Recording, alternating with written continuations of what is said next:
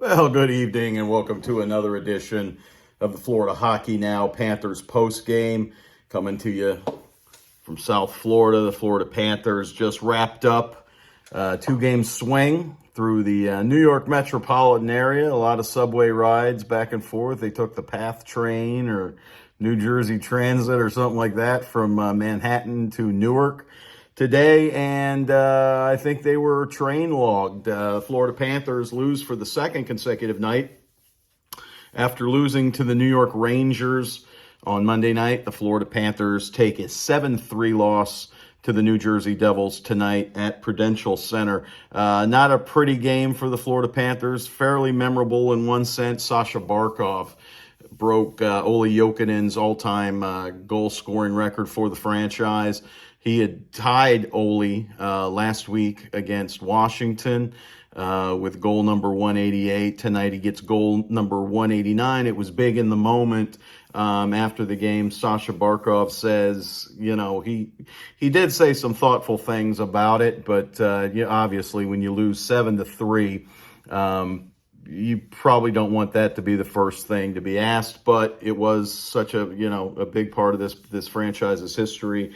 That was, the story of the night, even though it's, one of those losses, 1 out of 82, but not a pretty night for the Florida Panthers. Barkov's goal got the Panthers back into this game. They had trailed 2-1 very quickly. Sam Bennett comes back into the lineup tonight after missing the past couple games. Sam Bennett makes his presence felt almost immediately. Even though the Florida Panthers power play didn't register a shot, they got an early penalty. Anthony Duclair draws a penalty, I think 50 seconds into the game. Florida doesn't get a shot off on the on the power play. It looked discombobulated. The power play did not look good, but Sam Bennett is able to come around with 3:53 into the first period, wrap around goal, first rebound comes to him, pops, he just sweeps it in.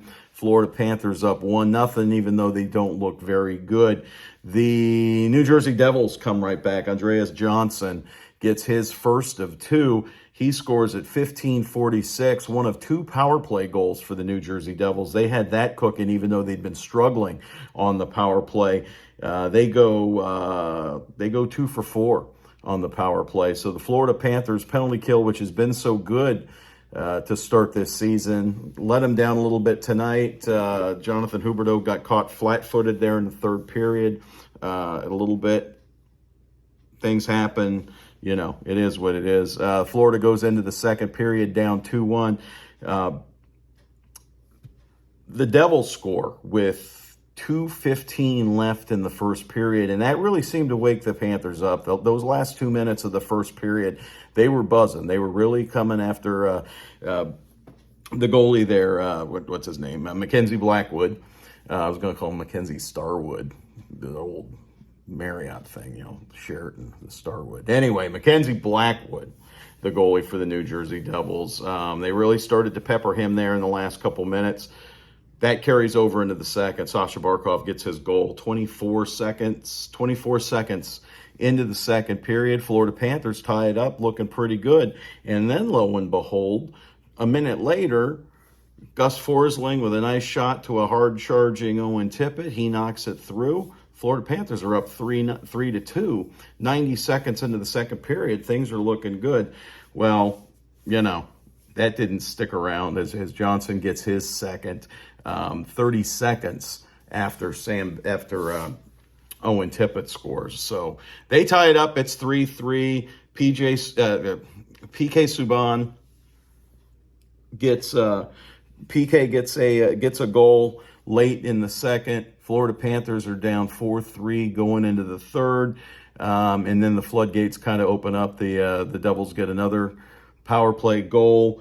And that's really it. They end up they get an empty netter with like 3.5 minutes left. So this was the Florida Panthers' third game in 4 days. It looked like it. They looked a little sloppy. They looked a little tired. They looked a little gassed. And there's really no excuse because New Jersey just came over from the West Coast. They just played a bunch of games, but they did have last night off. The Florida Panthers obviously had that big failed comeback attempt against the New York Rangers, and that'll do it for the New York metro area, at least on this trip. The Florida Panthers now, they will have Wednesday off. They will have a morning skate Thursday in Pittsburgh. They will take on the Pittsburgh Penguins on Thursday night from the PPG Paints Arena, console, the Igloo, whatever you call it.